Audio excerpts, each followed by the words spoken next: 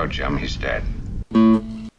Hello, and welcome to Improv Autopsy. I'm your host, Stephen Cadwell. It's been almost a year of interviews for me, starting with some longtime friends from my home theater in Orlando, where I used to live. I've traced threads and made cold calls, and I've spoken with amazing people.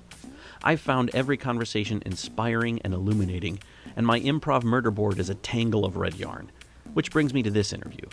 This is the first of 3 episodes, a first for the podcast, of an interview with 2 people, also a first for the podcast.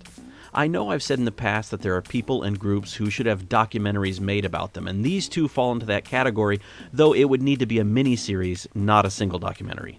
At the time of recording, they had recently moved back to the Chicago area.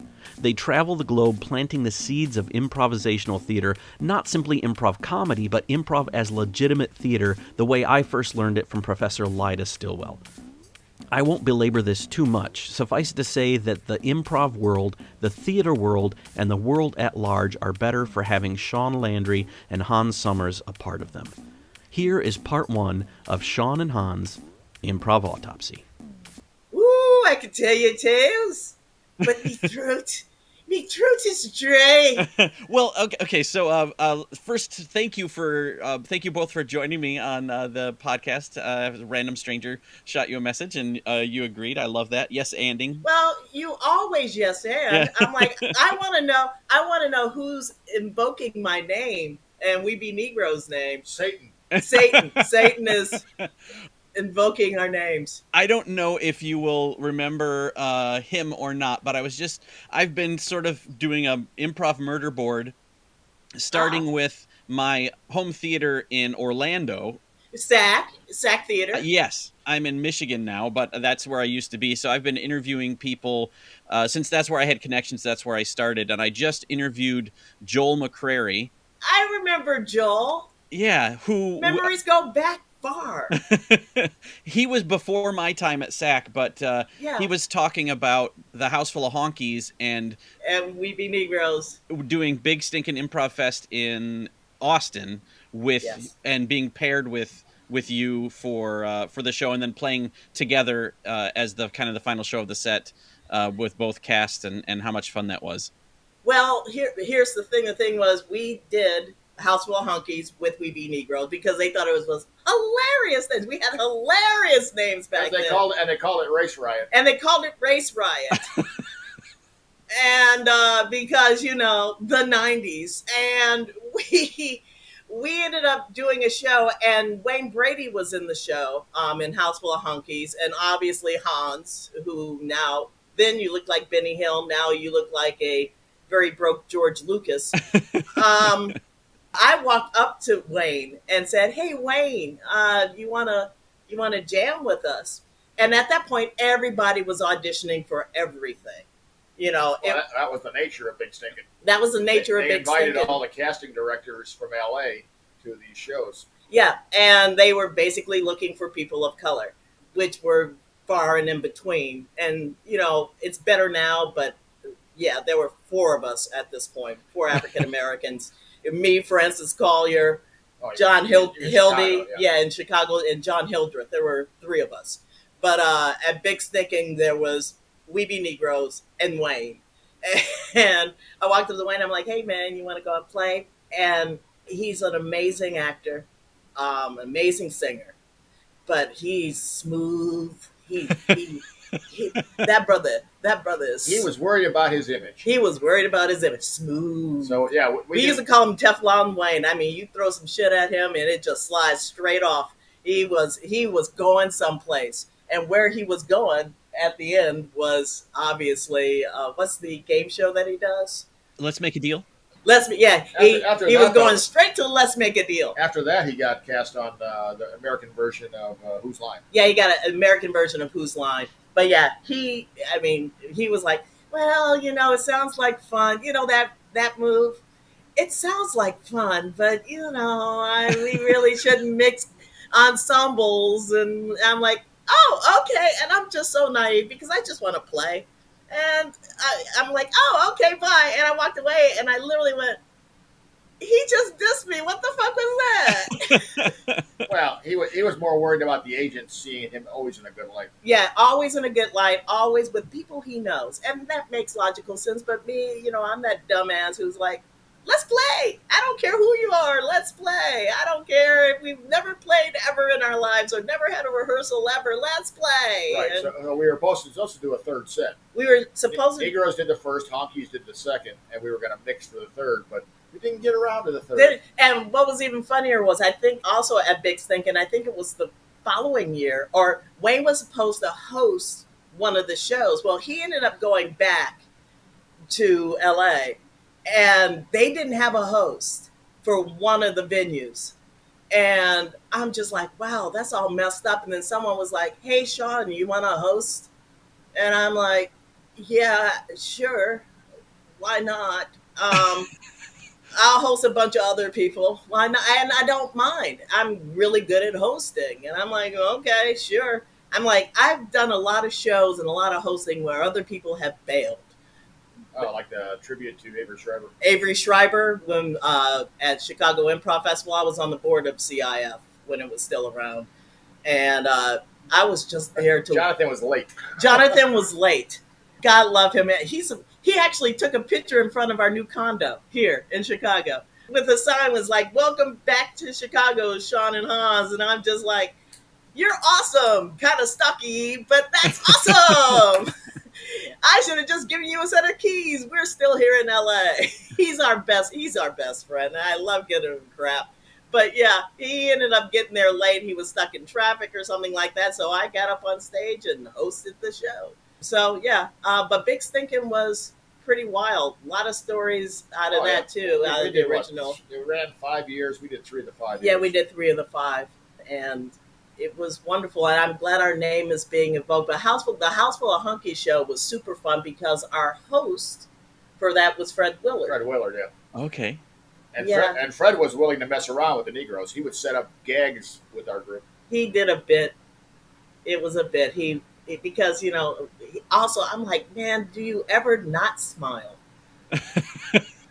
Yeah, he had been out in Hollywood way too long. He could say something was god awful and he's smiling. And doing like the smiling like I'm dead inside smile.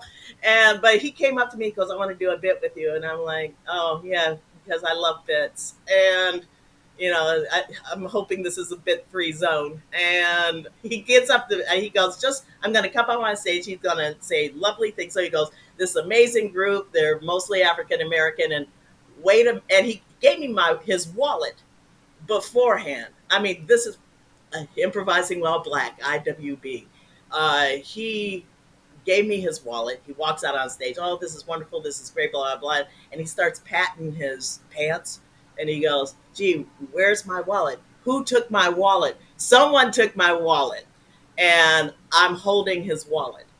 And I walk out on stage, and I literally did a God bless her soul. She passed away, a What's Happening, the young woman who just died, Danielle. I walked out on stage and gave him a cold look. I'm like, man, you dropped your wallet. And handed it off. And he was like, oh, yeah, thanks. I'm like, right. And I walked off stage, and then he introduced us. And he hung out with us. Some of the most amazing experiences, at some of these festivals. And some of the most amazing people reside in improv, including the older crew. Yes. Including the older crew. You said you did 3 of the 5. Which 3 of the 5? We did the first year. We did the first year. That was bizarre. That was weird. Because we were scheduled to do 2 shows. One at Esther's Follies, right? Right. And then at the Paramount. And they had us come in early because Disney wanted to see us. So they literally added another show, and we had to get there earlier than we planned to get there. So Dante, God rest his soul, Dante was Miss Thing. Had a death in the family. He had a death in the family. So what we did was they wanted us to come out early, so we had to change our plane tickets because We Be Negroes paid for everything. I was kind of the person who taught classes and found ways where nobody in the cast paid for plane tickets or a place to stay. That was what we did because didn't we rent a condo that first year? We rented a condo that year, and we there's a lot of reasons why a lot of people were like, how do they do it? And I'm like, work. And that's why we're not spending millions of dollars. It's not because we're black and we're the dog and pony show, another story. But for all purposes, yeah, Dante did this thing where he called and was like, the airplane, and was like, my mom died. Oh, my mom died. And I have to get to Austin. I got to get to Austin now. And he ended up getting his ticket changed, and he had to go and prove that someone died. Yeah. He went to a funeral and got the program. He went to he looked at the newspaper, found an African American funeral, walked into the damn church, and was like, "Hi, y'all.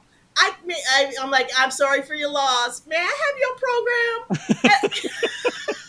And he ended up literally showing a program of a dead African American woman who he didn't know. He just walked into the damn church and ended up getting his tickets changed. And I'm got a like, discount. You got a discount. I'm like, I can't do this. I will pay for the extra. I can't walk into a church and ask for a program to go and get on a plane.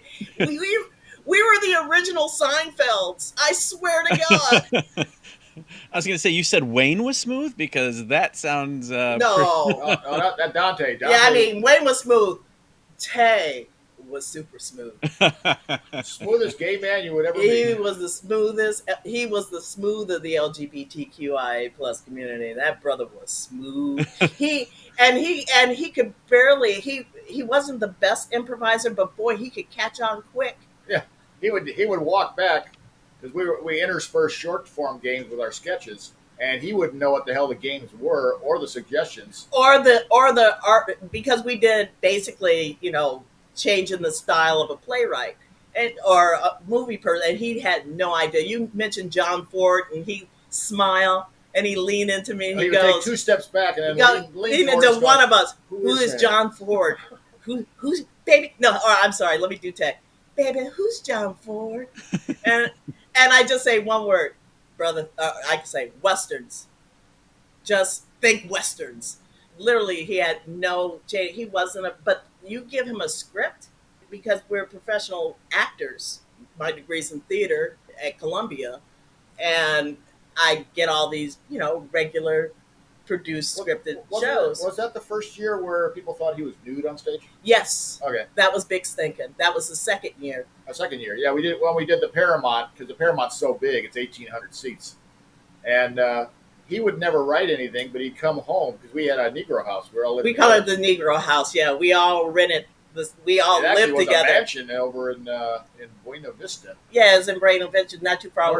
North side here in Rogers Park, and he would come home, rip off his little tam, and go, ooh, so I ended up posing news for these women in Winnetka, and we just sit there and start writing. And we'd write a sketch, and when we did it on stage, I thought a great opening for him. He'd come out there in a robe, and he would drop his robe. Right. But he wore Speedos that were the same color as his skin. So if you were back about 10 or 12 rows, he looked nude. Yeah. Granted, Ken nude, but like Ken and Barbie nude. And it got around that, oh my God, We Be Negroes was naked on stage. So the following year, it was the State. The show The State. From Comedy Central. They performed. And they actually got nude on stage. And they got nude on stage because they thought that we got nude. I'm like, no. No. And that's schadenfreude to you guys, because y'all showed your little winkies to everybody in 1,000-seat space. Winkies and boobs in 1,000-seat space. And we were dressed because we're not crazy like that. But yeah, I remember that first year, because they added extra shows for us, because people different, like Disney, wanted to see us. They said, well, you've already done these shows. We're not going to have you perform at the Paramount. And right. I said, bullshit. We're doing a slot at the Paramount.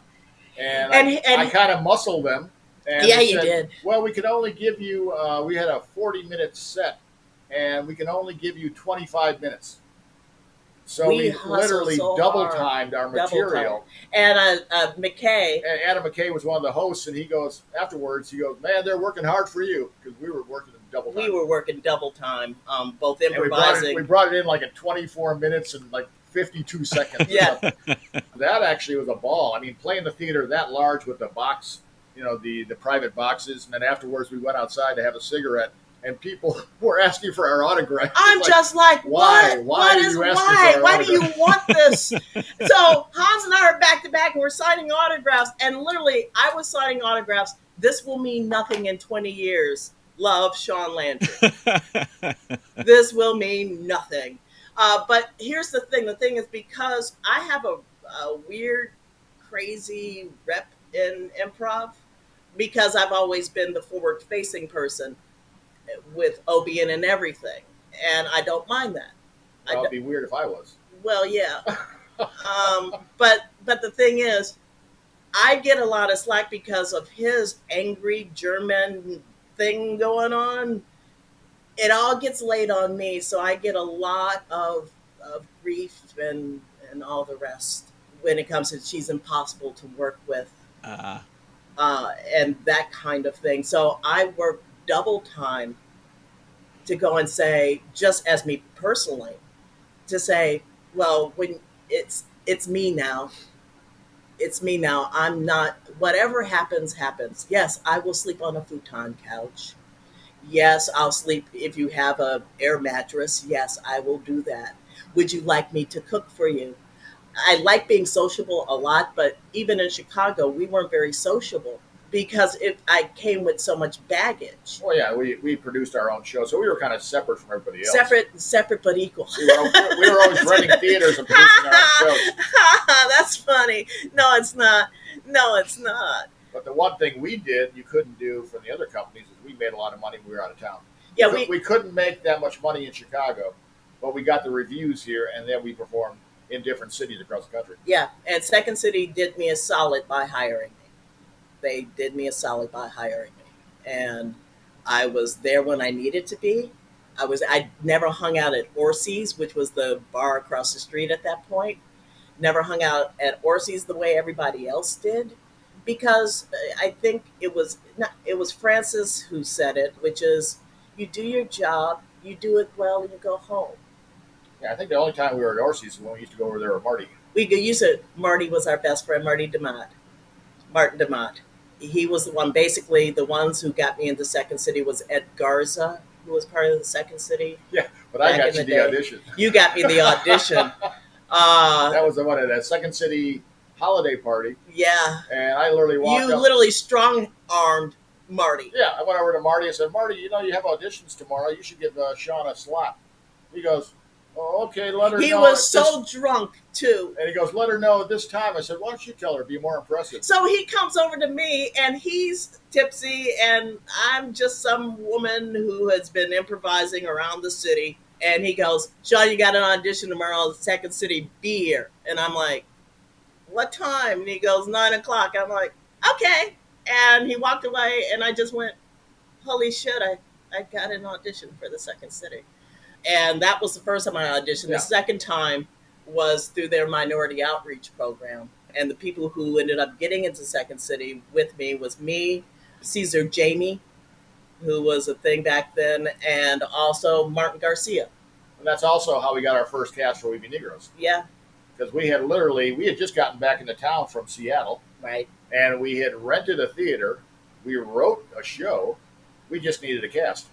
So when that happened, I told Shaun, look at the people in that outreach program. Pick the best one. I'm the one who does. I'm the on the boots person of this relay. I'm on the boot. I'm on the ground. I'm just scouring around looking for people because Hans told me to. Yeah, Hans is. I'm your puppet. That's where we got our first cast. That's how we got our first cast, and our first cast was Tay. Tay ended up buying the pizza. Yeah, he weaseled his way in. He bought the pizza. He bought the drinks and the food. He bought the drinks and the food.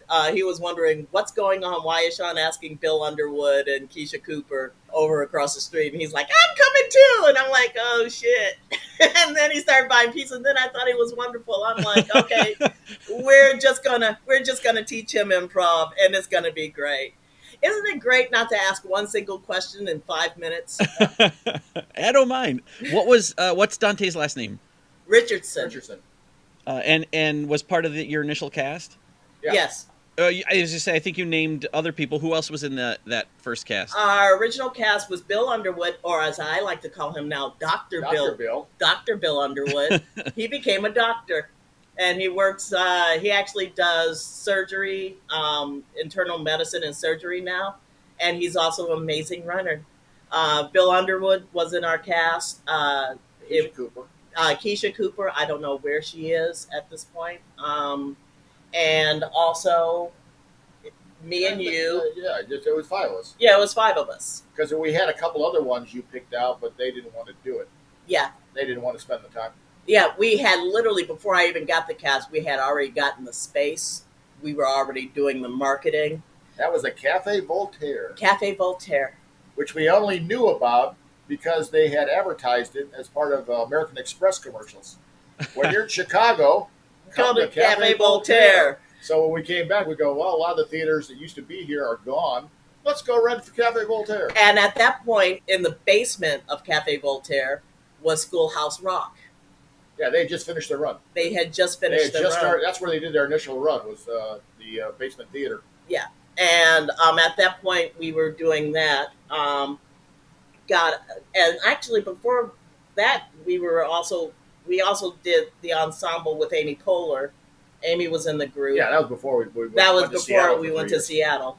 So there's all that. That's kind of our semi-lineage of Weeby Negroes. She was in our last White Cast, Underground Theater Conspiracy. She was part of the Underground Theater Conspiracy, and I don't know what she's doing now. Yeah, the name doesn't sound familiar. No, you might want to Google her. She might be doing construction. Who knows? Administrative assistant for construction. I'll check some of the Chipotles. I'll probably find her. Please, thank you. Okay, so are you from Chicago initially? Yes, I was born on the south side of Chicago. So I was born on the far south side of Chicago, Calumet City. He was born in Calumet City. Kish's home with the Blues Brothers. Yes, and I was born on the south side of Chicago. I went to Kenwood Academy on the south side, Hyde Park, Bronzeville area of Chicago, and I was very much in the theater at that point. So when I had the opportunity, I started auditioning. And I auditioned for the Chocolate Chip Factory in the 80s. And they were like, my grandma was so happy because that was all African American. Then I ended up auditioning for a group of people who work in prisons and penitentiaries called Geese Theater Company. And Geese Company had David Rosowski. It had Ellen Stoneking. Basically, I replaced Dave when he ended up leaving Raz, he ended up leaving and working at Second City. And also, Ellen was still in the company before she went to the Annoyance. But yeah, I lived... Oh, they were Metroform first. They were Metroform first. That was Annoyance. But, before they became Annoyance. Right. So, they lived communally. And we just passed the place on Halstead and Cornelia, right by the Treasure Island. I moved in communally with a bunch of weirdo hippies living on an International Harvester school bus, traveling around to prisons and penitentiaries. You met them all. You met all the biggies. I met all the big guys. I met Manson. I met Speck. I met Gein. We released the Doves. Welcome to theater, Shaun. You're 18. That's where I got my improv experience. I was listening to a couple of podcasts, and I'm not going to diss anyone else's journey in improv, but I will tell you this right now. I will basically disagree with a good majority of the podcasters I listen to, and a little bit of you, my sir, and say that dramatic improv can be done and be done comedically. Sorry. I know we all want to be funny. I know. Yeah. I know, baby. It does work. And if it's done well, and it has bits of comedy in it, it can't just be flatline. Like any dramatic piece of theater doesn't work if it doesn't have some kind of spring of comedy, because comedy goes to drama. Yeah. Well, that's like that one sketch we did in the Al Coon show. Yeah. Where Dave Carter wrote a piece that was straight dramatic. It was straight dramatic, and and it was taking place in a prison. yes, And he's going, well, I don't think we can do this. It's straight dramatic. I said, tell you what, we'll add a little humor. So we literally threw in Mars Tim's as a crazy cellmate, and periodically he just walked through, he would just do some bizarre shit to get just laughs, walk through, and then the story would continue, and then the story would and continue. and people loved it. Yeah, and that's the thing. The thing is, you can, because we so want to be funny, and we so much we yeah. Someone said on one of your podcasts, yes, it's all about the money aspect. Yes, yes, it is. Yes, we want to please the audience. You want to do a great show, and you want it to be improvised. But there is nothing wrong with making them leave the theater. It was what Martin used to say: making people leave the theater and remember what you've done. Oh, thinking about what you did, yeah. And remember, I mean, that was Negro standard. We literally would throw in historical stuff in our shows. So afterwards, they'll go, I didn't know that. yeah, making people think and laugh at the same time. That's what good social political comedy is. That's what Stephen Colbert taught me. He was my level 5 teacher. God, I'm old. And No. Jesus fucking Christ, Yeah, you're old. I'm so old. But yeah, you can make it meaningful and funny at the same time. As long as you're thinking on your feet and you're working with your scene partner to make it something. If they want to go wacka-wacka-do, in outer space, that's great. Go wacka-wacka-do outer space. I'm with you. I'm on board with wacka-wacka-do. But if you turn around and go, I don't understand what you're talking about, or I don't understand what you mean, or one of my favorite questions in improv is, why are you doing this to me? Why are you doing this to me? Then answer that back sincerely. And, Well, you can do or it. You can do comedically. anything. You can do anything as long as there's a relationship based. Exactly. Put it anywhere you want, do it any kind of concept, but as long as there's a relationship, the audience can go, oh, I understand. Yeah, and again, I will never fault the do run ever.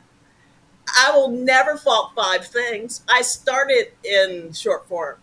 And, I am convinced that short form people, because we think faster and on our feet, can switch over to long form better than people who start long form trying to do short. Well, your pacing is better. Your timing Your is better. pacing and time, because you know how to do slow and then you know how to speed it up. Also, I'm convinced that actors can do this also better. Yes, I keep referring back to podcasts that you've done. Someone said, yeah, it's just used for acting, like if you're at the Goodman Theater. I'm like, you know what? I was at the Goodman Theater.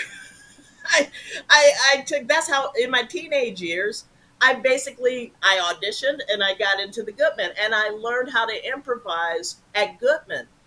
And yes, it was for acting, but the thing was, they took us to Second City to go and see improv. Well, I mean, that was Spolin's original idea. That was Spolin's original idea. It wasn't made to be put on stage. Exactly. It was made for kids and prisoners. Exactly. Yeah, but and guess what I did? I did child's play touring theater, and I worked in prisons. Look at me with my big pants on. I think it's all theater. Whether you just want to be straight ass funny and do mousetrap and get your feet, or put your head in a bucket, and while someone else is doing a scene. Oh, sensory deprivation. Sensory deprivation. If you're doing that, or you're doing mousetrap, or you're doing the hat game like theater sports, or you got somebody who has, the format is holding up a red card or a blue card, or you're sending audience members out to go and try to guess the bullshit that you're doing. It's all theater. It's all theater. It's all. So if you are, I've said it, I'm like, I get a lot of grief. If somebody walks into your space, no matter how shitty your space is, and they plunk down $2 or $5 or $15, or as Second City's doing, $19.59. They're selling. Why that price? Because they're They 1959. started in 1959. Yeah, and it's their 65-year anniversary. but yeah, you're plunking down 1959, and you walk in and you get a drink, and they sit down, and if the stage is even on the floor or raised up, and there's some light person in the back with some lights, and someone's holding a microphone, well, shit, cuz you doing theater. Well, yeah. If everybody in the audience is not your family member or other people who are performing behind you, then 9 out of 10, you've done your marketing right. That reminds me of Jim Copston. Yeah, Jimmy. Jim early on goes, he didn't want to know anything. He basically said, tell me where to stand and turn the lights on. I'm ready to go. Yeah, and that's the thing. It's like, just let's go. Let's do this. But the thing is, it's all theater nonetheless. It's all puppet shows, mime, all of that shit. Yeah. Oh, you're doing all about Eve. It's all theater about to someone. It's all theater to someone. That's from All About Eve, which we quote a lot. But I quote it in my classes, which is, and also the people who do horrible things in improv. She goes, you did all this. You did all this for a role in a show. And Eve goes, I would do more if the role was good. So now I quote, you did all of this. You did all this for improv comedy? and Eve goes, I would do more if I was on a main team. If I was on a main stage team. Yeah. So, yeah. And that's my story, and I'm sticking to it. And that's all I got to say about that. I may have misrepresented myself a little bit. I do believe that dramatic improv can happen. It's got to be framed differently than some of the stuff that I've been involved with. And SEC does amazing stuff, and because we performed there. Oh, by the way, I don't know who couldn't remember the name. I think I met her. But it's Yellow Man Group. The Japanese group that performed. Oh, that was their name? SAC is called... No, that was their second name. That was their second name. They were Galaxia Excitement. When they first performed in Austin, Texas. Then they changed over to Yellow Man Group. Yeah, and they performed at SAC, and we were there. Was that for a Fool Fest? Yeah, it was for Fools Fest. We did Fools Fest. You were there as We Be Negroes, or you were there... Yep. Yeah, we were there as We Be Negroes. And we can tell you a story about my mom. When we were... Ooh, I can tell you tales about his mom acting like, because his mom was living in Orlando, right? So my mom and dad came and saw the show. They couldn't shut his mother up. Yeah, basically the guy who's doing the act before us likes to talk to the audience and get responses. So I told him to talk to my mother. And when literally the show started, she said the first thing, she wouldn't shut up. She wouldn't shut up. She was commenting on everything he did. Basically, she was the nightmare audience member. I wanted to kick her out. I'm like, when that poor man came in the back, I just went, never listen to Hans again. Please listen to me. His mother is balls. His mom is balls nuts, a crazy German Nazi weirdo. I'm balls nuts. Boy, was she surprised to see my black ass walk up on you. Be it as it may, yeah. But we did SAC, and beautiful theater, gorgeous theater. The outdoor patio in front. Outdoor patio out in front. Ooh, that was nice. Nice green room. Nice. I mean, from an outside perspective, I'm like, ooh, this is better than most spaces we've ever performed in. And James Newport was there, and just lovely, and just treated us really super well. So yeah, I love SAC. Okay, so going back to you were a theater major at Columbia, Chicago? Yes. And when did that candle get lit, or when did that spark ignite in you for theater? That candle for improv got lit when my class, when I was 18, 19, ended up going, we're going to Second City. And I went to Second City. Well, the first great thing, and I said it at my audition, I'm like, then I looked older. And I'm like, wow, this place serves drinks and I'm only 18. This is great. But I sat there, and on stage, it was Tim Kazurinsky, George Wendt, God rest his soul. And I remember... Was Kine still part of that too? Richard Kine was still there. And it was... I saw the sketch. It was sketch first, and then they would get all these suggestions. And then they go, and we're going to throw them all away and then do the stuff we've been working on for the last 2 months. But yeah. It was... Based on your suggestion of Dunkin' Donuts, we take you to this airport. Yeah, exactly. Thank you. But for all purposes, I took a look at that show, and I just this is what I want to do. I want to do improv. This is fun. And this looks like a hell of a lot of fun. And this place is awesome. And look at all these people from Saturday Night Live. Gilda was here, and Dan Aykroyd was here, and just all these pictures of people who I've seen on television in the 70s because I saw the first Saturday Night Live, you know, Yeah. and I just went, all these people, but the Belushis, the Aykroyds, I wanted to be Gilda Radner. I wanted to be Gilda. And then I realized something. I don't have the complexion of Gilda. And nobody at the Second City stage had the complexion of me at that point in time. And I'm like, well, this is going to be a hard get in. Huh. I think they're on the white Karen tip. I don't think this is going to happen for me. So but the way most people of color thought back then in entertainment or in improv, or I was one of the first African American women to do improv. One of the first. I just went, you make your own way. If they're not going to hire you, you just create it yourself. Kind of like everything that every person of color has ever done. Oh, they're not going to bring me in as a lawyer. I guess I'll just study someplace and create my own law firm. And by a fluke, we ended up being the first African American company in the country. Yeah. We assumed there were others because we thought, okay. Well, we were almost let's- because you're white, Hans. I Well, like to yeah. remind you again. But I mean, yeah, that's how we ultimately, just by sheer accident, ended up being the first African American. Yeah, and then that's when other things started to occur. Yeah, and my favorite was always Salsation. Salsation, because in the book, Whose Improv Is It Anyway? They talked to, who was this from Salsation? They talked to Keith Privet. Not Privet. They talked to, I forget what his name is. But he had the best quote, because they asked him, why'd you get the idea to do an all Hispanic group? And he said, well, we saw how well the Negroes were doing, so we thought we'd give it a shot. Yeah. So there were a lot of groups who basically went, well, if they're not going to hire us, then we're not going to complain. Yeah, Salsation and Stir Friday Night. Stir Friday Night. All Asian. And we'll just create our own. And from there, that's when people come and go, this is great. And then that's when the reviews start coming. And then that's when people get interested in a different take on improvisation. And then that's when Second City comes, because now we're the competition. That's right. We're taking away some money from them. We're now the competition. So basically, when I got hired, they also hired the other woman. Basically, divide and conquer. Basically, you hire me because I have all these amazing marketing skills. And then you hire the other woman who we had, who looked like a cross between, this was when Mad TV was auditioning at this point. Quote, Crystal Marie Smith. Yeah, if that was her real name. That was her real name. We still don't know. We have no idea who the hell that woman was.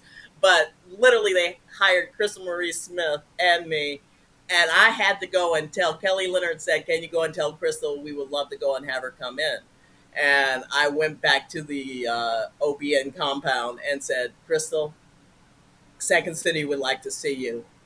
And because she was rolling on somebody else's credit cards, Lord of Nazareth. I have a book that literally says we be nuts. She looked at me. I was like, I am just the messenger. She started screaming at me. It's like, why are you getting me gigs in Second City? I'm like, I'm not getting you any gigs. I'm just the messenger. And she was like, I don't want to be part of Second City. I'm like, okay, hey, nope, I don't care. I had to go back and tell, I'm like, she's not interested. Mainly because that wasn't her real damn name.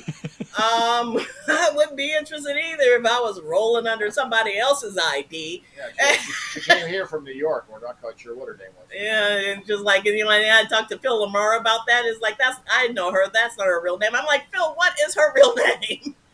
I'm like, Lamar, give me the deets. Don't leave me hanging here, Phil. I know you Family Guy and shit like that, but, voice over your opinion on why this woman is crazy.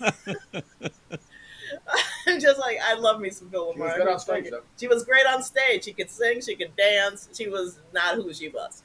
Never a good thing. But, yeah, all that was going on. Well, let me ask about the name. Is it just in the Grand Second City tradition of that, or Crazy ass names. yeah, or how did you land on? I mean, I like the Oh, entendre.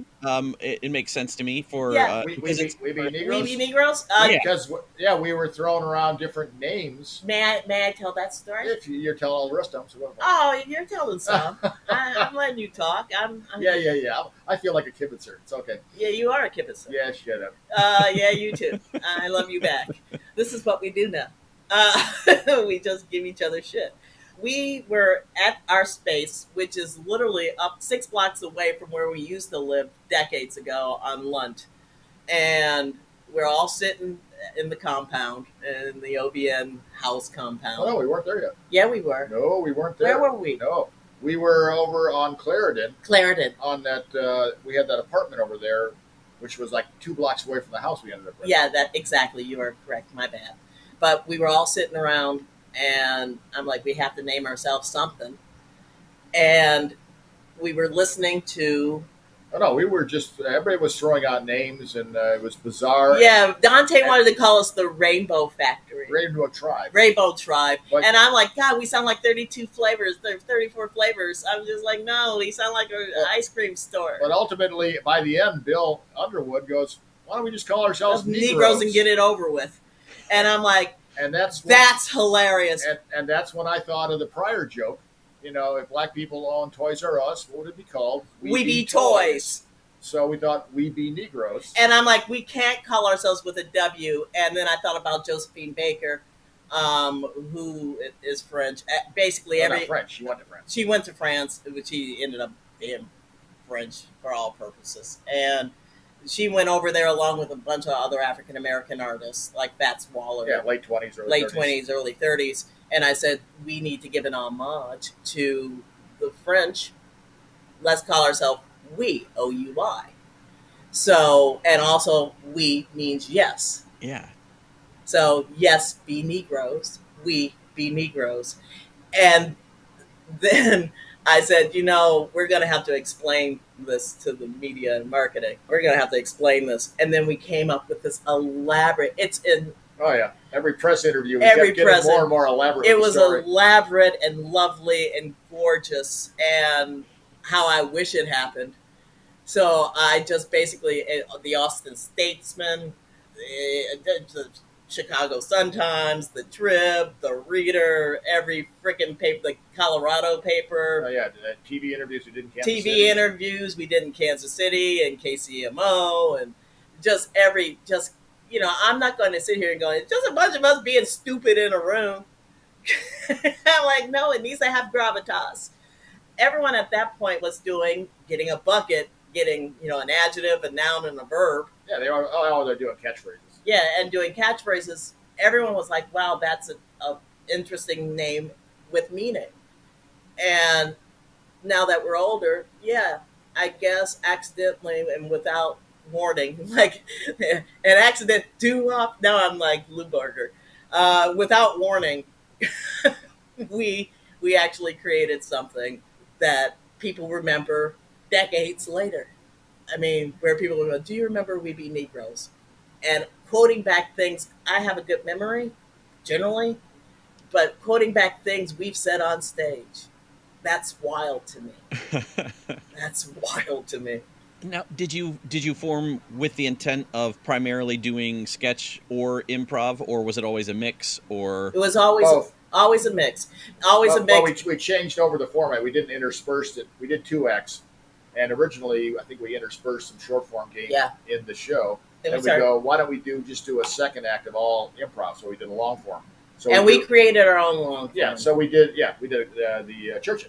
We did churching. We created our own long form, but we did the first act was all written sketch, intermission, and then what we started doing is inviting people from the audience. If you want to come back and perform with the Negroes on stage, come backstage. Come backstage. And we actually And we'll play. found new cast members that way. We found new cast members we did that when we moved to San Francisco. We did that. And the person who came up on stage was Robin Williams. And I'm just like, dude, I basically invited him to come and play because You invited him to come see the show. my whole puberty revolved around Robin Williams.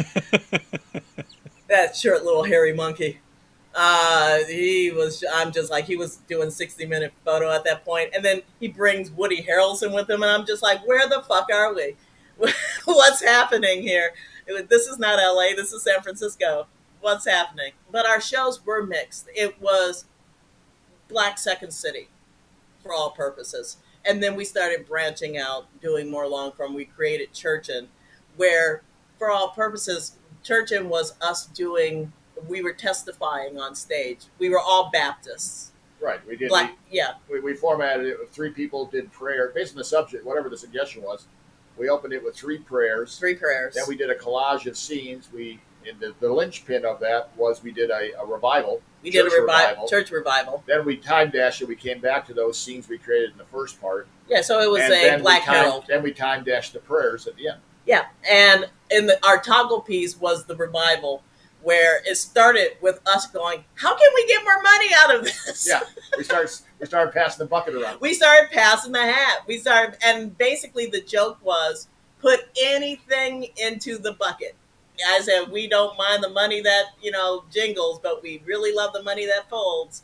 But you can put anything in the bucket. So people started putting in tampons. They started putting in the receipt tickets.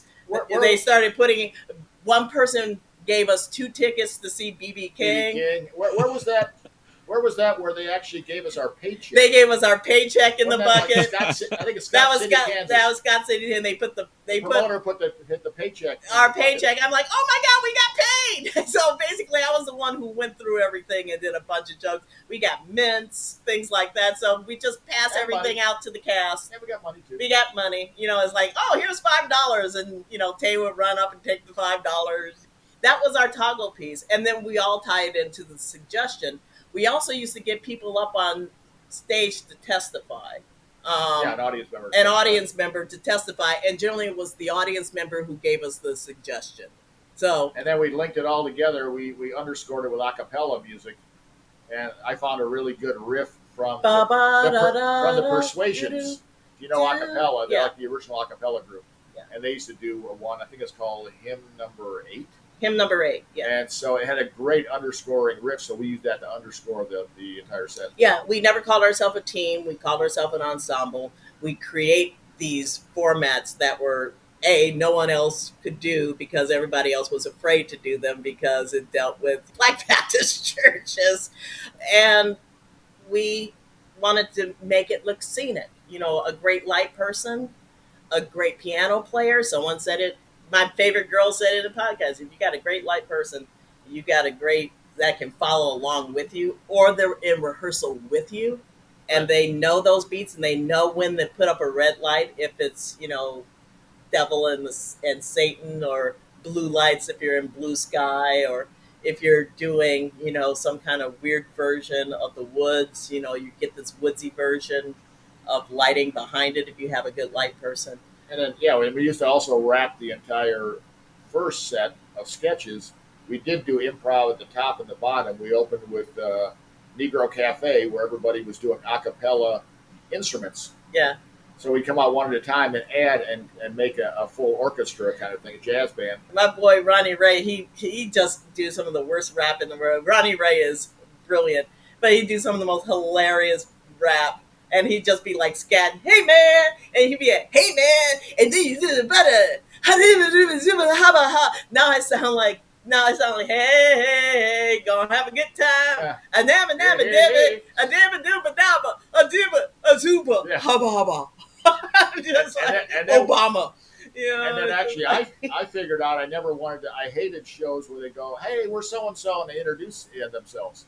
I thought that was stupid as hell. Why waste the time? So we did College Stomp. We did College Stomp. Would literally do to a cappella, and they would introduce themselves and do a little 3 or 4 lines. Yeah, and at that point, we also still had a piano player, Lawrence Fingerhut. His name has been invoked a couple of times. Lawrence Fingerhut played with us at one point, and he's an amazing piano player. So we started to not have a piano player if we couldn't afford a piano player. We just created our own music. You do with what we have, and we have our voices. Yeah, you don't have to sing great, as Lauren Bacall would say. You just have to sing loud. Yeah, and everybody had their riff. Basically, everybody improvised their introductory riff at the end, except for me and Ronnie Ray. We had presets You have that were presets. going to get laughs. Wait, do yours. I don't remember it all. My name is Hans. Yeah. Uh, This is a trick. I'm Yeah. really black. Yeah. I've just been sick. Do a Yeah. little dance, And and do Ronnie it- Ray would come out there and pick me up and carry me to the back line. But yeah, we did all sorts of. We just wanted to make it look visually interesting for the audience, have it be funny at the same time, and really connect with each other when it came to improvisation. Someone always says improv is like jazz. It's been bantered about. Yeah. Well, here's the thing: who really created jazz? Black people kind of created They did? jazz. Yeah. But, yeah, who knew? And so, It wasn't like what's his name, who's called the King of Jazz. oh, the Paul Whiteman. Paul Whiteman. What a great name! Just a more appropriation for us. But yeah, when we get together, when I did Essence Improv without Hans, this was later on down the line when we went to Yeah, in LA, yeah. in LA. When we did Essence Improv, somebody was like, "Hey, we'd love to have a bunch of African American women do this," and he basically got a hold of every black woman in LA and got a hold of me, and I'm like, "We can do this." And our first show, we had just met each other, me, Deanna Robin Reasonover, Kia McCarthy, just a bunch of us, just Leisha Shear. My girl who talks like this, like she's from Bob's Burgers. She was, all of us. We had just met each other, and they were like, "What do you want to do?" I'm like, "Let's just get a suggestion and see what the hell happens." Well, yeah, but everybody was trained. And everybody was trained. Everybody came from their schools. They, IO, UCB, a lot of UCBers, Second City, a lot of one comedy sports person. I've done comedy sports also. We just got up on stage and for all purposes, we fucked around. But the thing was, they were amazing scenes. And we just played with each other. And literally, people after the show was like, "How long have you been performing?" I'm like, 30 minutes ago. Yeah, when did the set start? When did you get together? 30 minutes ago. And then we became a thing. And then I started shooting our heads on, I'm like, "We need a name." And I'm like, "Let's call us Essence." And I'm going to use some old Essence magazines and shoot our heads onto Essence magazine. And we ended up selling off all of our comic book artwork. We owned a comic book store here in Chicago. I sold off like Dan Clow's Bean World stuff to get Essence Improv to Honolulu. It was all original art they did for our store. Yeah. So I'm just like, yeah. So, and we just met. So that's how we roll. That's how most African American ensembles roll. And straight up to, history-wise, straight up to when we started The Ledge. And our group that's still out in LA, they perform every once in a while. The Regina Kings. The Regina Oh, I thought Kings. you got to say Honestly Curious. Oh, Honestly Curious is all Latino. And All from Puerto Rico. all from Puerto Rico, and they were just basically, it was so jam-packed in there. All of West LA was pretty much at this They show. knew how to play the system. They knew how to They were play sold it. out every show. Showed out every show. They made more money than we did. And that's what it was supposed to be, because I'm so sick of pay to play. Yeah. I'm so sick of pay to play. You own a theater, why can't you share the wealth? I'm not asking for a communistic thing. I'm talking about a democracy. If you can pay your rent and all your other bills when it comes to running a theater, then you need to pay your actors. You need to pay the people who are doing the work. And that's the actors. Those are the improvisers. And Honestly Curious, by the end of it, when we ended up closing up The Ledge and moving back home, they made roughly about $5,000 during their entire run. Oh, they made so much money. They started merchandising. They started their own t-shirts merchandising their and all own kinds of stuff. T-shirts, and then when we left, they ended up getting their own space, and they ended up paying their rent with the money that The Ledge, which is how it's supposed to be. We were there to create. Yeah.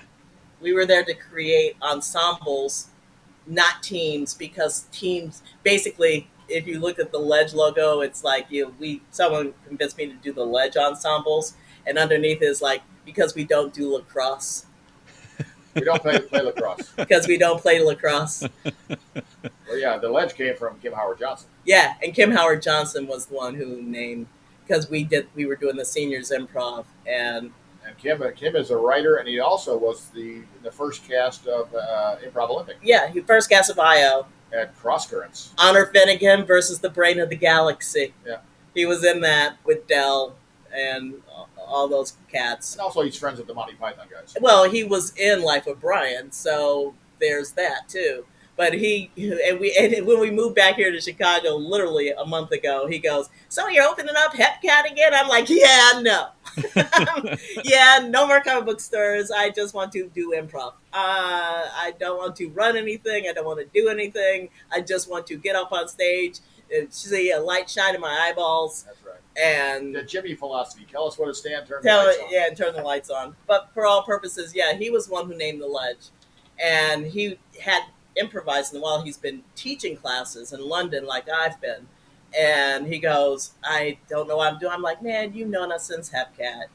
We sold you comic books." Well, yeah, that was during the pandemic. During the pandemic, We were literally doing a live broadcast every Friday. We turned our dining room in Los Angeles into a studio. We had Three camera setup, full and an OBS switcher in Austin, Texas. Yeah. Yeah.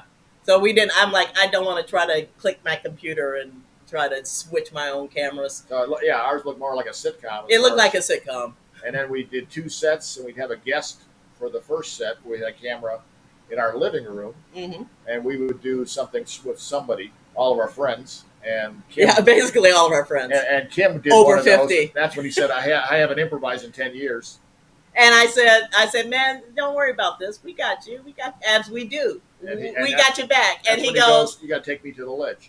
"So you're going to take me to the ledge?" And I literally said to Kim, I said, "Hey, that's a really good name for a theater, man. Take that." And he goes, "How do you feel about a white guy naming a black theater?" And I'm just like, "No, white people will be invited too. So white people are okay. I married one, so it's okay." I said, I want it diverse. I want it to look the way improv should have looked in the 80s and the 90s. I want it to look diverse. Well, yeah, I mean, long before we started We Be Negroes, in the late 80s, I thought it'd be great to have a company that was totally diverse. And we could not find any actors of ethnicity. Yeah, because you were looking on the north side, dumbass. Everybody was. We advertised in a reader. Yeah, that Rita didn't go. Rita went to Hyde Park, and that doesn't count. You need to get up on 63rd and Cottage Grove. I'm just saying. You know, you can't find. We couldn't find any. You need actors. to go. I know, but you were going to the wrong places. You can't go. You can't go walking up and down North and Halstead. You mean I shouldn't advertise in Evanston? No. Oh, okay. Well, yeah, you could have, but that's why there's reparations now in Evanston, because they were bouncing black folks out of Evanston, and now they're giving money back so people can get their homes again back in Evanston. I'm like, you need to go and hit Evanston, the far south side. Yo, you dumbass. Huh. I love you. Yeah. You say that now. But will you do it later? Do it. Do it now. Yeah, right. So ask us a question. I give up. Your long form, you said church in? Is that yes, like laugh in or sit in, or how is that, or what does that mean? How is it formatted? Or just the title. Churchin'. It's just It basically it was church. I mean, it was church based around church. So we just labeled it churchin'. Yeah, so it was based around the idea of a Black Baptist church. Yeah. And it's literally, if you think about it from a theatrical perspective, it is the moment 5 or 6 people walk into the church and they go up to the pulpit and they do their confessional and cross yourself and actually tell your confession. And from there, you listen to everybody's confession, and then you break it down. You break down each confession into scenes. So some of the best ideas. I want something. I have a problem. Whatever their prayers are at the top end. Whatever the prayer is at the top end is what the scenes end up kind of being. It's not just straight on, "Oh, I'm having a bad time with my wife," and then the next scene is a scene where you're having a bad time with your wife. It could be deconstructed down into something else. So we're taking the idea of the original church stuff we do at the top from the suggestion that we get from the audience. And then we go into our first scene, deconstruction, second scene, third scene. Then we go and do the toggle piece of having the confessional and the whole 9 yards, the whole fan waving, the sun, pretending like you're got on Sunday, go to church and meetings. My favorite thing when I used to do that format was standing in the back getting the Holy Ghost. Oh yeah, I had to get the Holy Ghost at some point. You gotta get the Holy Ghost, fall on the ground. When I was a kid, my mom told this great story where that's why we stopped going to church. Someone get the Holy Ghost acting crazy, fall on the ground, start convulsing. This brother got up, went up to his wife, and whispered in her ear, and you never seen a woman pop up so fast and sit back down, because good and well that man said, you look like a fool. Get your ass up and sit back down. So Ronnie Ray would always walk up when you got the Holy Ghost. Holy Ghost, right? I get it. The Holy Ghost would start convulsing, and Ronnie Ray would just go, get your ass up. It's just like the small little Latsies, as we call them. You know what a Latsie is, yes? No. A Latsie? A Latsie it's Commedia dell'arte. Okay. Which is the full character. So you have a Latsie in the middle of it. You always see it in Shakespeare. That's why there's so much improvised Shakespeare out there, because it started with Latsie. So it's a little piece that you just know to do. Like, no matter what you're doing, you can always fall to the ground and convulse, and somebody will come up and go, get your ass up. Well, that's like the sets we do now as a duo. We always end with two neighbors. That come out. That's our Latsies.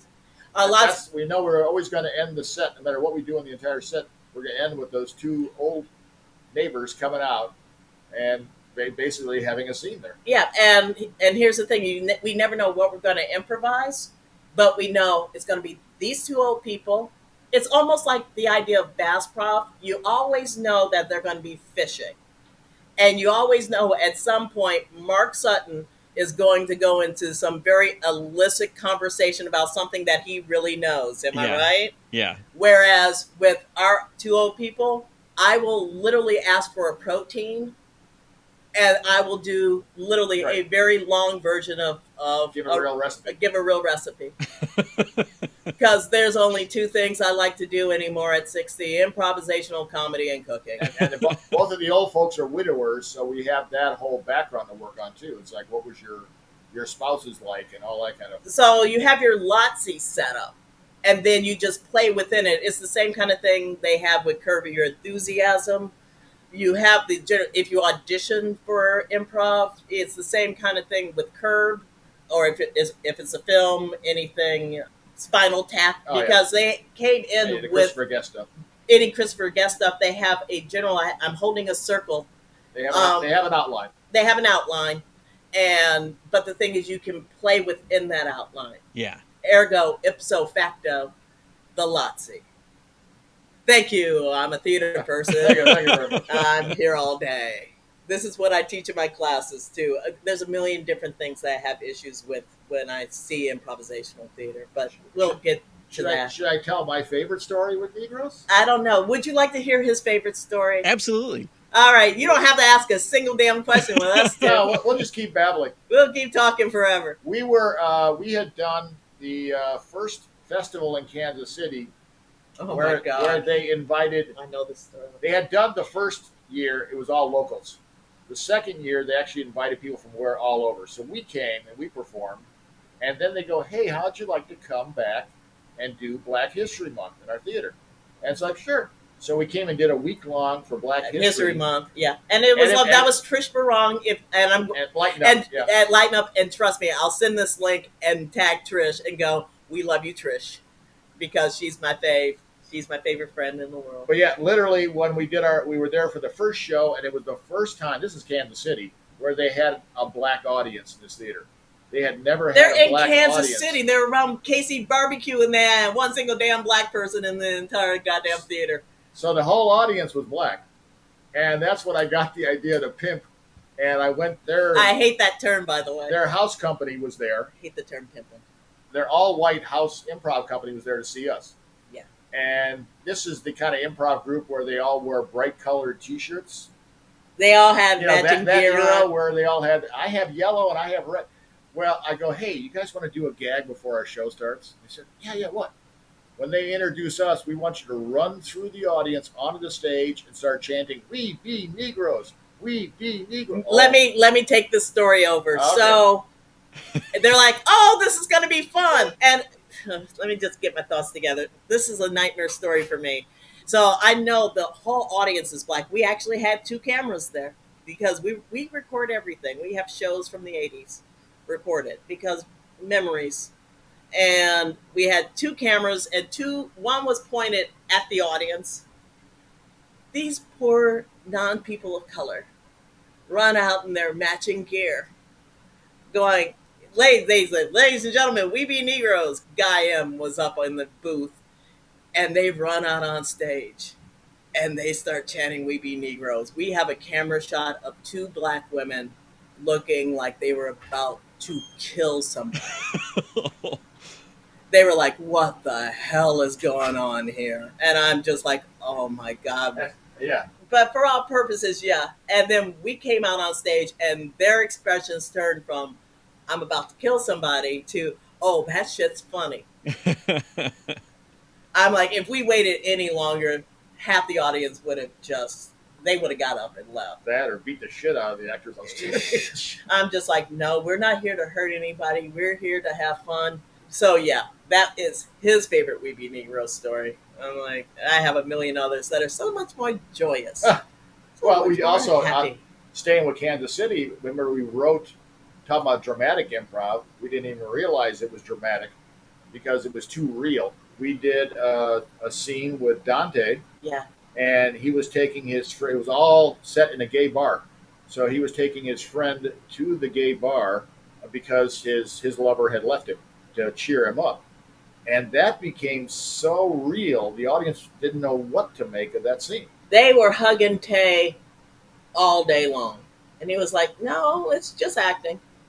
No, it's just improv. No, it's just this. But that's what we did. The best sound you can hear, obviously, is laughter. But the best sound you can hear is wow. Or, oh. Or awe. Yeah. Or if it's a predominantly African American audience, if you hear "damn," you have done that. Oh, damn! Snap! You do that. Remember? That's how we found. That's how we found Nikki. Nikki, yeah, Because Nikki was like, "Oh no, you did that!" yeah, sorry. Oh no, you did. And she went, "Oh no, you didn't!" From the audience, and I literally went, "Oh yeah, we did," and yeah, those days were quite amazing, and the days that we're having now are even more fun. Because with age comes dubious wisdom, dubious, And it's easier to travel as a duo. and it's easier to travel as a duo. The whole 9 yards. Yeah, you have much more room in the bus. Yeah. Oh, don't get me started about that fucking geese company. I thought you were going to talk about the van they gave us. We had to drive from Chicago to perform in Boston and New York. Yeah. And we had, oh man, that was a long drive. Yeah, we did a lot of long drives, all from here to New York and back. I'm like, can we just figure out the means to never do this again? Yeah, that's when I figured out why in the hell does anybody want to do theater in New York? Because that's the first time we played the Village. We played the Village. And it was the KGB Club. Yes. And generally when Negroes were out of town, because of the name and press, we would sell out. And we were getting a half audience. It's like, well, this ain't right. And they came up to us and goes, no, for a small company in New York, this is great. And I'm going, why in the hell would you want to do theater here? Then? Well, that's the thing. The thing was we never, as much as I love my improv fam, I do not want my improv fam to be my only audience. Yeah. There's nothing worse. We call it the dangling chain set. We want the straights. We want people who don't do improv. So remember our audience? Women used to dress to the nines. Our audience dressed in the furs and basically our audience was pretty much what Marty used to say all the time, which is you dress better than your audience. So if we ever had an ensemble or a team open before us, and us being the opening ensemble, our audiences would look as like, did I just pay $15 to go and see a bunch of people who just crawled out of Yeah. bed? Bunch of bums on stage. What the hell's that? It just that was. I'm like, damn. I'm like, it's like, can I smell them from here? Uh, you go to an IO show on the main stage downstairs. We actually rented the upstairs.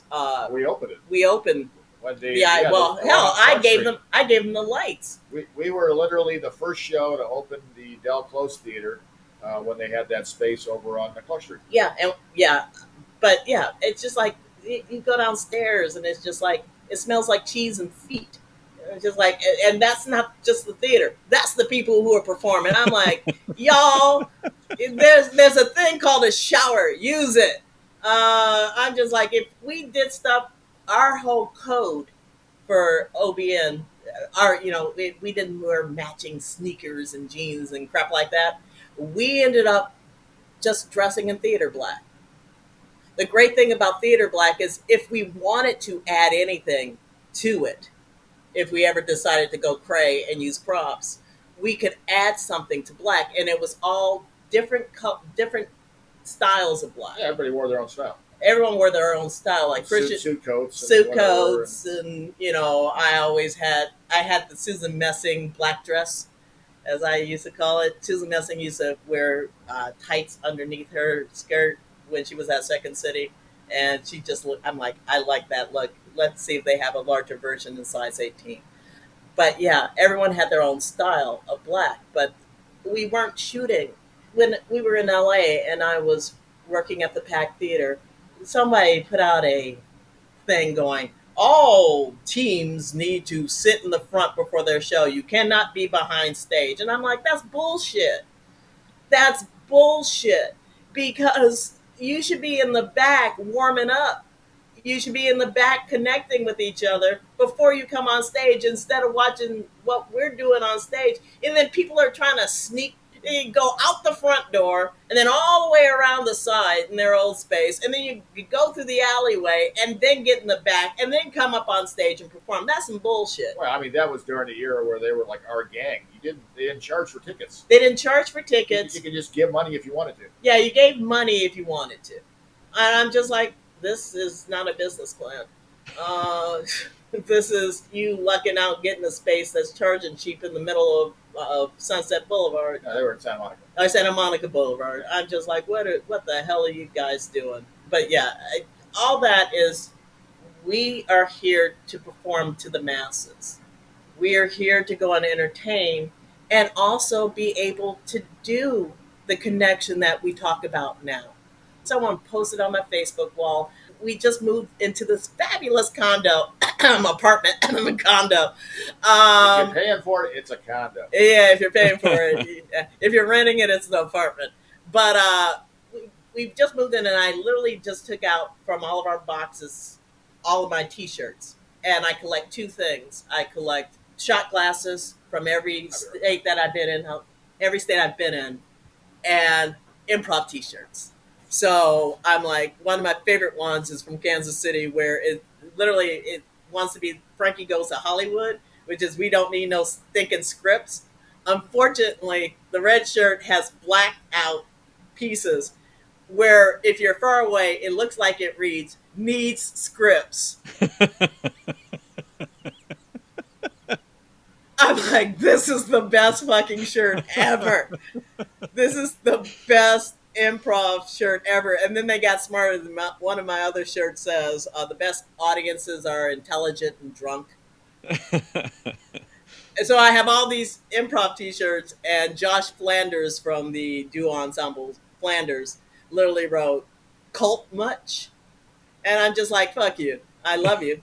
Let's go and see Close Encounters of the Third Kind next week at the theater, at the Music Box. But yeah, it's that kind of, we want to go and do the good work and connect with each other at your dubious bar or my dubious early Thanksgivings or however we connect. But we always have to remember it's not just a social club. We're also here to eventually get on stage and to entertain people and to make them laugh or to make them cry or to make them think. That's what we're here for. And I love the social aspect. I love the social aspect of improv for all these years. But sometimes you just, in order to make your improv better, sometimes you need to go the fuck home and have a life. Sometimes you have to go and be at your early Thanksgiving with your fucking family.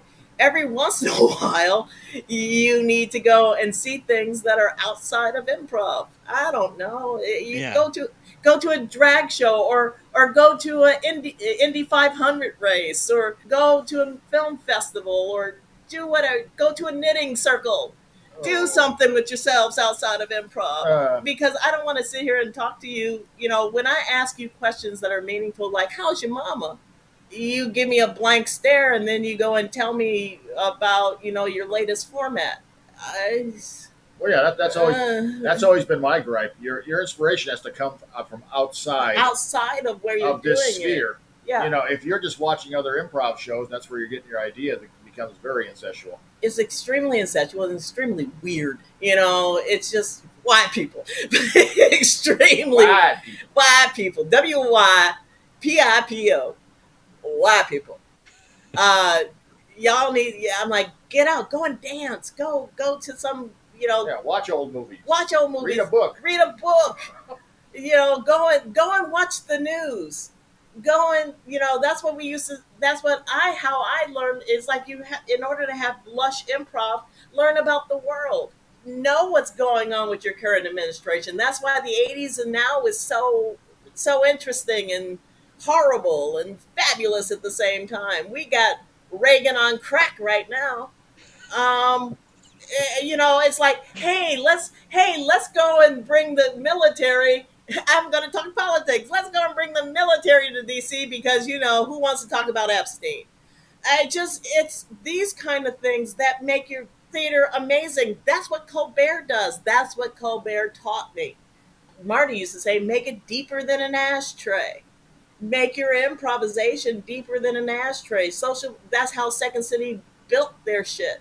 And yeah, that's also Marty was great for teaching you how to format your show. Yeah, Marty's best thing that he ever told me, because I listened to your questions that you haven't asked yet.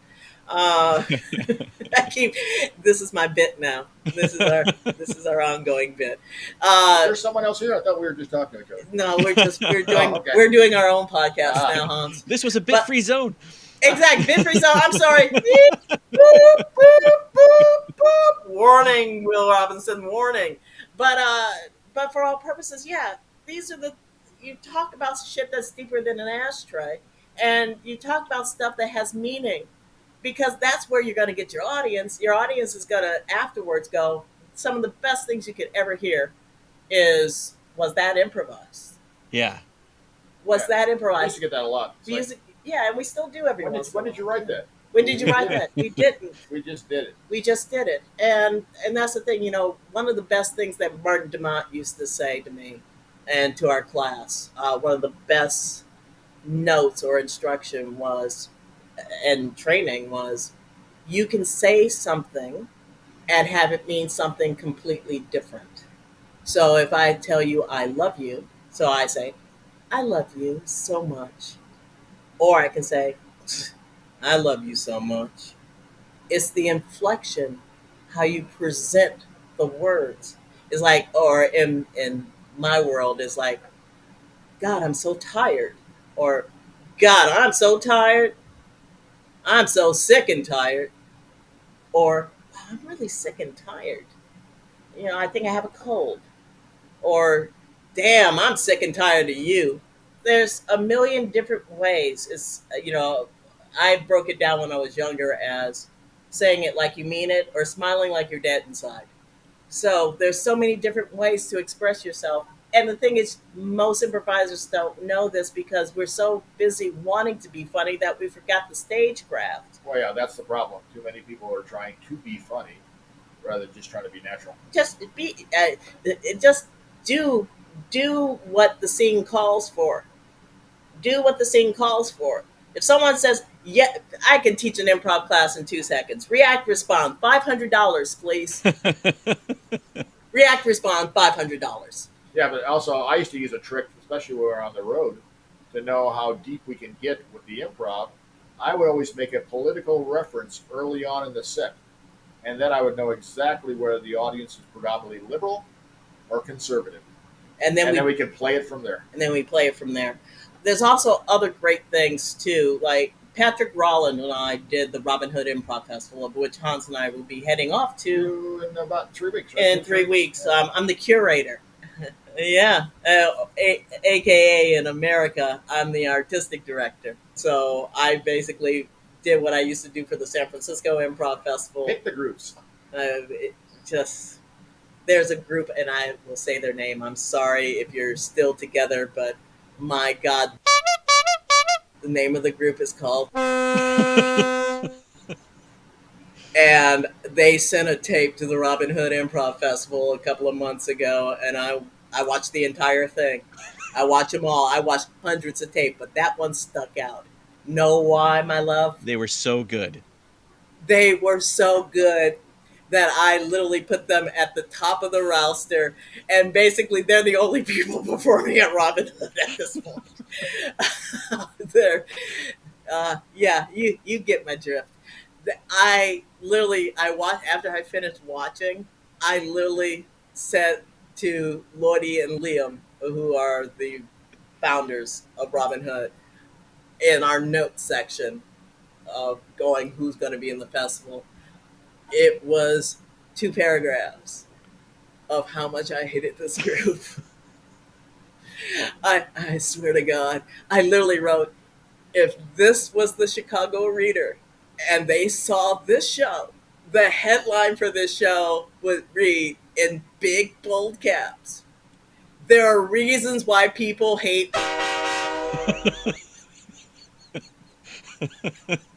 Well, and that's one of the things people have. Oh, it was so bad. I mean, things, I needed eye bleach, ear bleach, and heart bleach. But yeah, that's the one thing that we learned early on. Oh man! Especially for titles of shows, we don't want to give the reviewers a title that they could easily go use that against us. Well, we did good shows. You could go crazy with We Be Negroes, but they never did. Right, but we never call a show. It's like you put it a title. It's like We Be Awful. That We Be Awful would be horrible. I would sit it up at night and spit in my own shit, going, "We Be Awful. Negroes aren't as funny as they think. Be better, be better, be better." But yeah, but that's, I always will give an A for effort. Always give an A for effort. When your show sucks, it sucks. It's not like any of us talking right now have not been in a shit show by our own creation. Yeah. Come on. We've done some horrible. God, you carrying off Nkeche off the fucking stage. Oh, yeah. At the San Francisco Improv Festival.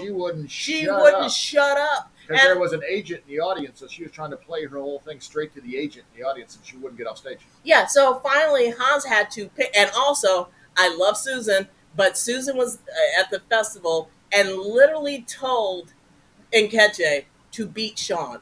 You know what you need to do when you're on stage? Beat Shaun. So her idea of beating me was not shutting up. And I somehow worked it into the scene with her that I could pick her up and carry her backstage. Yeah. So basically, at the end of our show, I went up to Messing. I'm like, "Hey, thanks for giving that note. That really helped with our show." Yeah. So many stories, and so many. You are absolutely right. We've all had terrible shows, but you also have to admit it takes a lot of courage to submit that to a festival. It takes balls. It takes big, low-hanging, dragging balls. Well, no, it's frightening because they probably thought it was their best show. Oh my God! Okay. Oh man, since this is improv autopsy, let me just. Oh my God! So first off, it's like every 2 seconds they kept cutting. You couldn't get into any fucking show. There was nobody in the audience.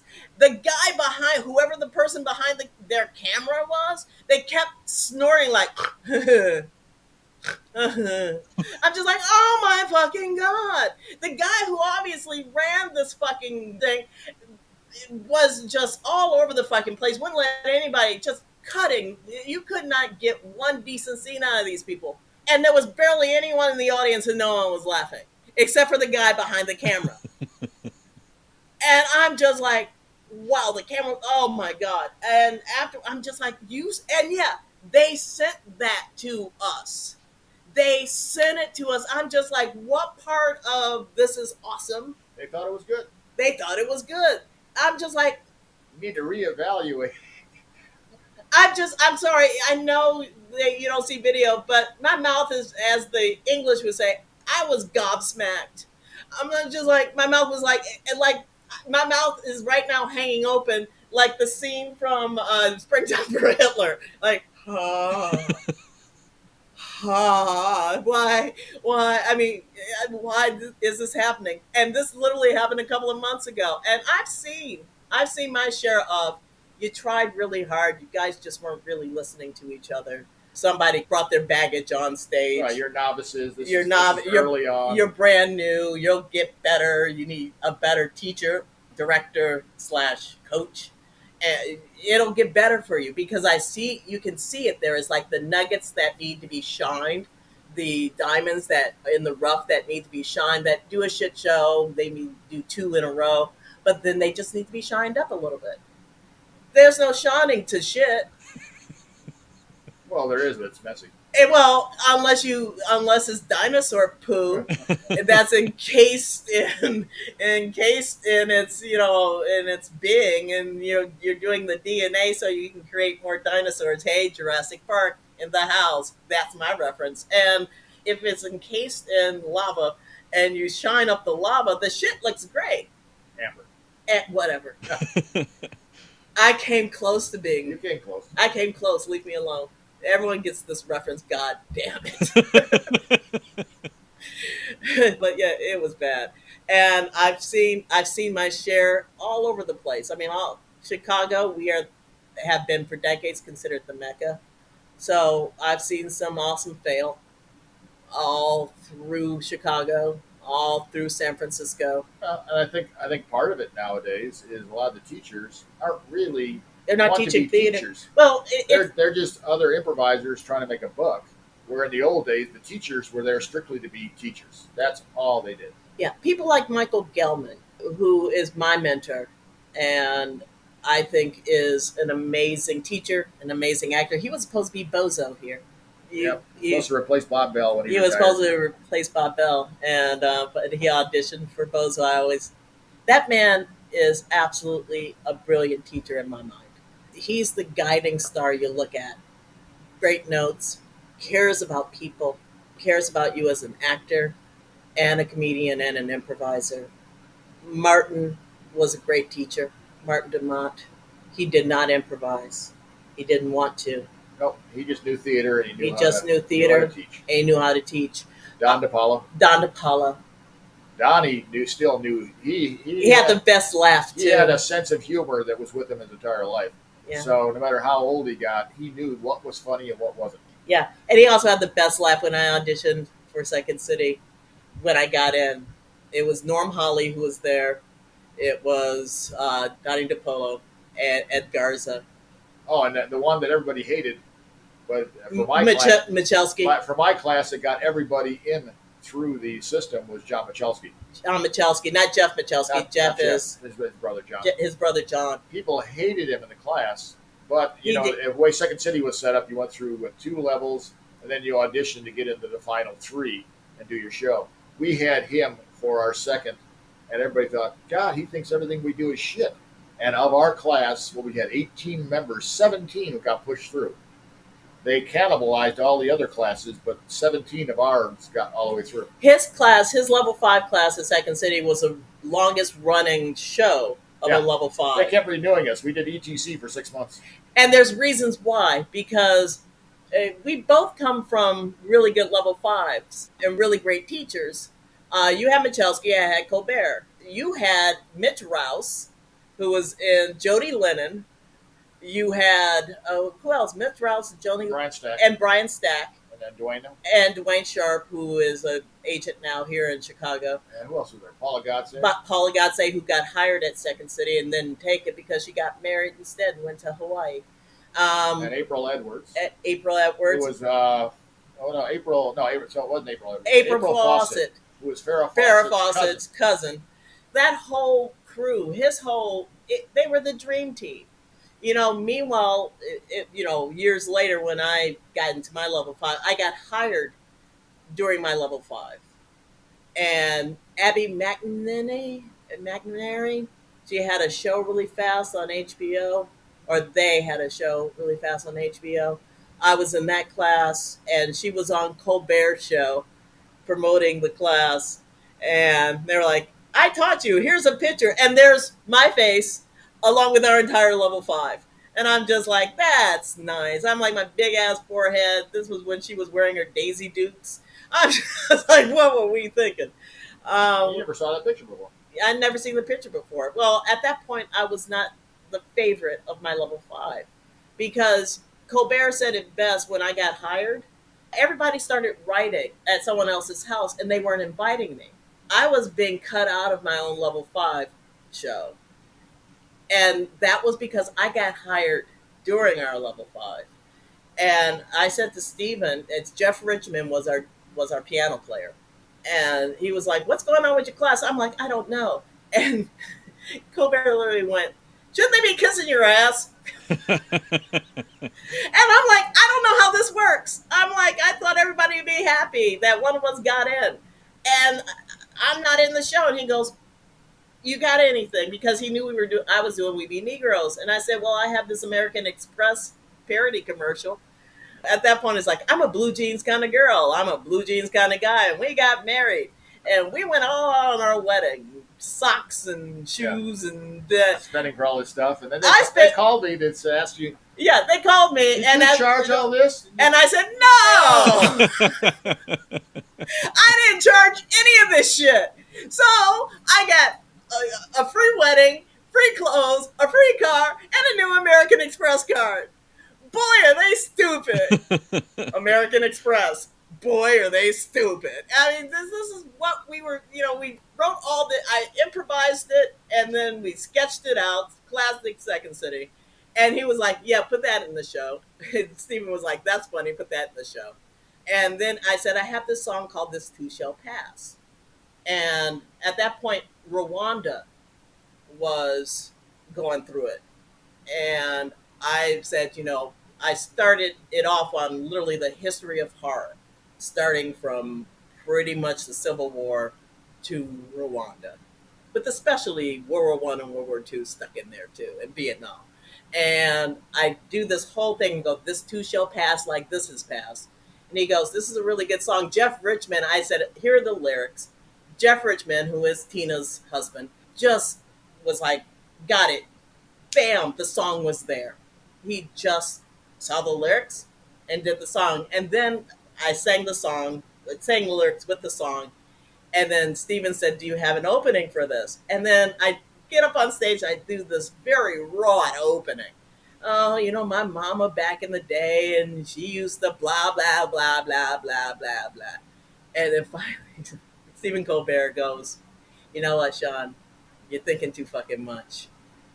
He goes, "Watch this." And he gets up on stage. He goes, "You know what my mom used to say? Life sucks." And Jeff Richmond did a thing across it. And then he started doing this Lena Lamont Singing in the Rain thing and started doing, I'm just like, fuck, that's funny. And I'm like, and he goes, "Trademark Steven." I'm like, "Yeah, man." And he basically, if it wasn't for Stephen Colbert and Jeff Richmond, I wouldn't be in my level 5 show. And then when our level 5 show started, he was gone. Know why? He went off to go and do the Dana Carvey show. I'm just like, yeah, I'm like, Steven was not long for Second City. He did Dana Carvey with Bill Cott and all those guys, and they were gone. And then all of a sudden, I don't know what happened to him. Yeah, he's probably at a different Chipotle. Yeah. I think he might be doing a cable show. Short order cook. Short order cook. So you imagine Steven as a short order cook. He would be the funniest fucking short order cook ever. Well, I could see him more like Tom Lehrer teaching in college. Yeah, he's teaching science at Dartmouth. Well, us Stevens like talk, so he probably has a little podcast like me. Yeah, a little podcast called Improv Books. Talk to my face. Talk to my face. Yeah. But other teachers, well, you never had her, but I'd have to say Josephine Forsberg. Only thing I know about Jo is when I started doing shows, She literally, I took one class at the Players Workshop, and she literally said to me, amongst a sea of Caucasians, there's two characters we don't want to see you do. We don't want you to do Jews, and we don't want you to do black people. And I just went, well, that just cuts me out of the game, doesn't it? What am I going to do? I can whitewash this and not be black, or I can, I know it's a horrible thing to say, or I can do what I do. I can be me. I'm not going to try to play. I mean, I will play white if you want me to, but it's going to be respectful. But let's face it, kids, I'm black. I'm blackity black, black, black. Blackity black, black, the black, black. I'm black. That's right. She was, you're rehearsing for the children's show. I was rehearsing for children. You were doing blues, and you threw in Lord Have Mercy. I threw in Lord That's Have when Mercy. Joe goes, can she be less black? Can she be less black? Oh, ooh, I can tell you tales about Me throat is straight. me through this straight. I call it IWB, improvising while black. And the things I've heard since 1981, the things I've heard. And the tragedy of it all is it's all well meaning. I know it is. A good majority of it is well meaning. And the worst part of it all is if you read some of the books, which is like black people aren't built, we're not smart enough to do improvisation. We're not smart enough. You know, it's bad enough that women have it bad, but you know what? Some of this bullshit's coming from white women too. I always say there's the totem pole of improvisation. Underneath the totem pole, I'm not even on the bottom. They basically dug the hole too big, put the totem pole in. Black women are on the bottom, and then they just buried us over. That was the old adage that women aren't funny. Women aren't funny, and then black people are scary. So I had a lot of things coming in. Do you feel that there's been progress since you were making your inroads and you had to create your own way? My love, it couldn't be any worse. And, but here's the thing: I made my own inroads. So when I made my inroads, a lot of people will turn around and go, "Well, I got mine. I'm not going to spread the wealth. I got mine. I got dubious skills, both as an actor, as an improviser, as a comedian, and there are people behind me. Some people say I'm the shoulders that they look at. I'm like, get off my fucking shoulders and now do it. And I'm going, and if you need my help, I'm there for it. Here are my contacts. Here's how I did this. And you need to build. I used to say to every black actor, you can ask them all, Ronnie Ray and Christian Leslie and Dave Carter and all of them. The object of We Be Negroes is to leave We Be Negroes. Create your own. And create your own. So they went off and they created Nation of Improv. And Pimpprov. Pimpprov. And that's Mars. Mars and my sister's friend from, not from Kenwood, from Limballoon. All of them created their own. They created their own. That's the thing is you bring people in to go and create. You know, I'm not saying I created Pimpprov. I didn't. They did. Those brothers did. And they're crazy as pimp hats. You know, the Players Workshops of the Second City. And, you know, we thought it meant a whole different thing. I thought Players Workshop was a whole different thing. I'm just school like, for players. It's school for players. I'm just like, oh, man. And that was their Lotsie. That was their, you know, they always said it. Say what Nation of Improv. I saw Pimpprov at the first improv festival I went to. It was Gainesville Improv Festival. Oh, okay. I think it was the third one, so it's been a little while ago. And it was also, I still remember the scene because I don't remember their whole set. I remember probably the worst part of their set, but worse because of the suggestion. They were brilliant with it. And it was, you know, one of my questions later is about suggestions. Oh, yeah. So they're fielding suggestions and they get toilet, I think, as a suggestion.